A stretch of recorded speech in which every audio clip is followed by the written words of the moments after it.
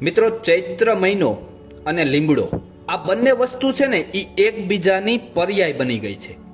ચૈત્ર મહિનામાં 90% લોકોને ખબર નથી કે લીમડાનો પ્રયોગ કેવી રીતે કરવો, કયા સમયે લેવો, કેટલો લેવો, કેવી રીતે લેવો, આ બધી બાબતથી લોકો અજાણ છે.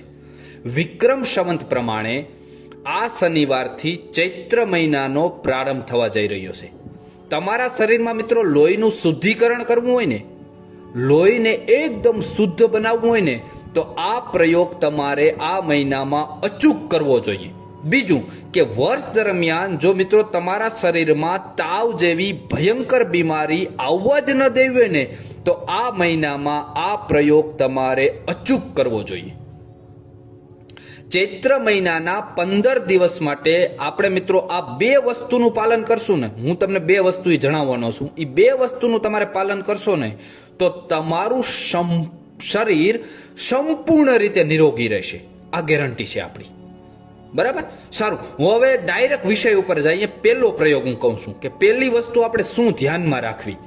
તો આપણે આ મહિના દરમિયાન બની શકે એટલું ખૂબ ઓછું મીઠું ખાવું. ખૂબ એટલે ખૂબ ઓછું મીઠું ખાવું.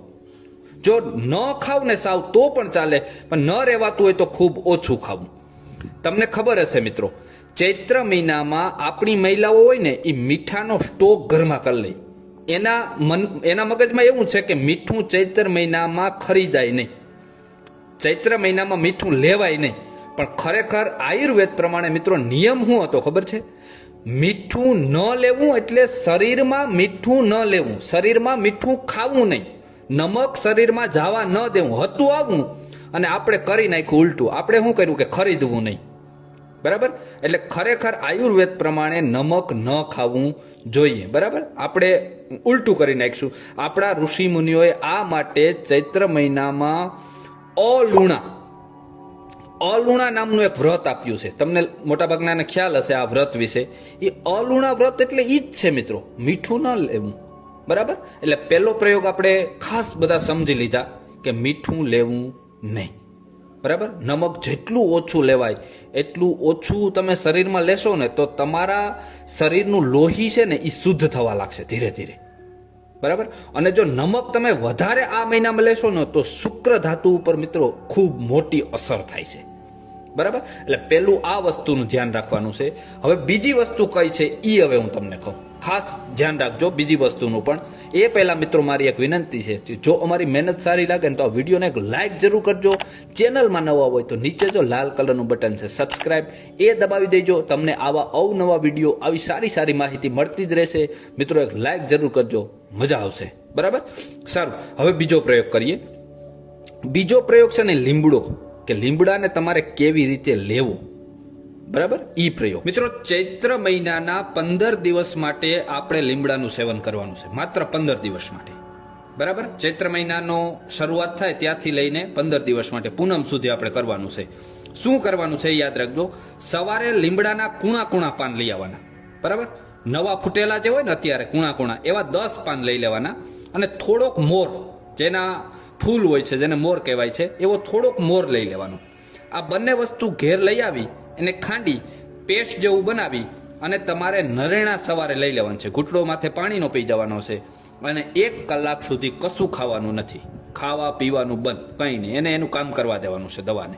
બરાબર, બીજું કે તમે કદાચ સવારે ન પહોંચી શકો તો શું કરવું? તો સાંજે 10 પાન લઈ આવી, બરાબર, કૂણા એને આ થોડા કટકા કરી 1 ગ્લાસ પાણી ભરી એમાં એ કટકા નાખી દેવાના બધા ઝીણા, પછી ઢાંકીને મૂકી દેવાનું. બરાબર, ઈ પાણીને સવારે ખોલી થોડુંક ઈ પાન મસળી એને ગાળી નાખવાનું. ઈ પાણી સવારે નરણા તમારે પી જવાનું છે 15 દિવસ. બરાબર, બીજું કોઈ લાંબી માથાકૂટ કરવાની નથી. આવી રીતે તમે નમક બંધ કરી દો. ચૈત્ર મહિનામાં નમક વગરની રસોઈ ખાવ અને તમે જો આ પાણી પીશો, બરાબર, તો તમારા શરીરનું લોહી છે ને એ મિત્રો ધીરે ધીરે શુદ્ધ થવા માંડશે. બરાબર, લીમડાનો રસ અને નમકનું પ્રમાણ એ બંનેનું ભેગું મિશ્રણ થશે એટલે લોહીનું છે ને એકદમ શુદ્ધિકરણ થઈ જશે. આ પ્રયોગ મિત્રો અચૂક કર્યા જેવો છે. અત્યારે સમય છે એટલે, અને લીમડો છે ને લગભગ બધે મળી પણ જશે. માટે તમારા સગા સંબંધી વાલા બધાને આ મેસેજ મોકલી દો આ વિડીયો જરૂર શેર કરજો, જેથી કરીને તમારા અત્યારે જો આ ભયંકર રોગ પ્રતિકાર શક્તિમાં આ કામ કરશે.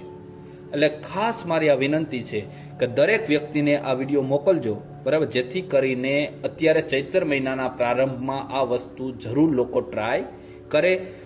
તમારો ખૂબ ખૂબ આભાર મિત્રો. જય જવાન, જય કિસાન, જય આયુર્વેદ.